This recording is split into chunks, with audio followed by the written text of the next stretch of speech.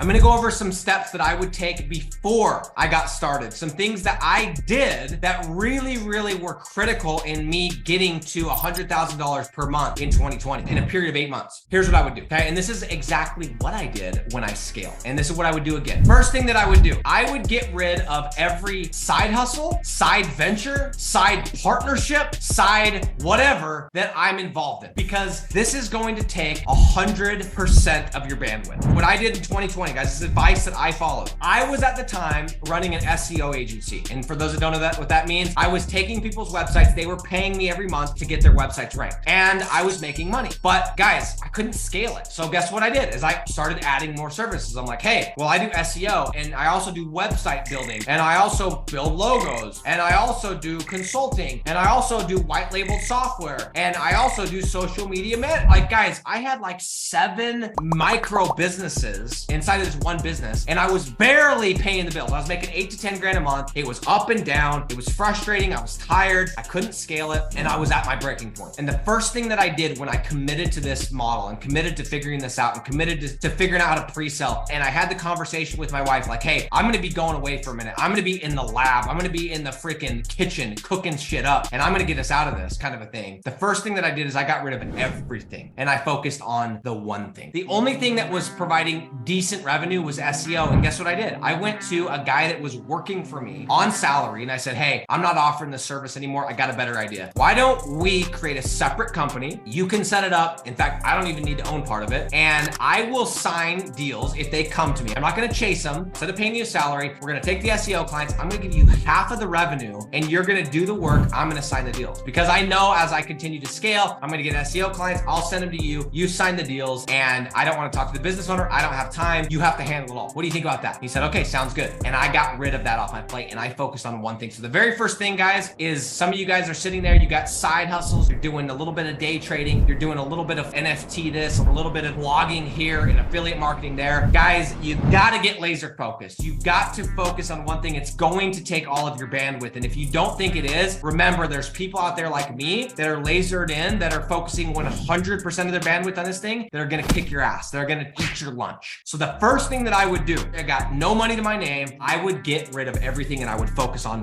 one thing. Now, if you have a job, obviously you got to keep paying the bills, but I would get rid of all my side hustles. And I know that sounds kind of like a weird prerequisite step. It was very, very crucial to me having that success in 2022 or 2020. Number 2, I would get rid of all the distractions, all the bullshit distractions, things like Netflix, pickleball, hanging with the boys, going and getting some drinks with the boys. Those are the obvious. Get rid of the distractions. There's also less obvious things that I would get rid of that I did get rid of. Things like trying to read a book a week, guys. How about doing some actual work? How about instead of being consumers, we actually produce? Things like consuming mindless, endless social media that we think is good. And I'm talking about YouTube content of this guy and that guy and whatever podcast, all of that shit. Things like our 2-hour morning routines with meditation and ice baths and stretching and all of that dog shit. Things like business lunches every other day where you're talking shop and you're networking. Things like BNI. These are the less obvious. These things are not bad things. But guys, we have got to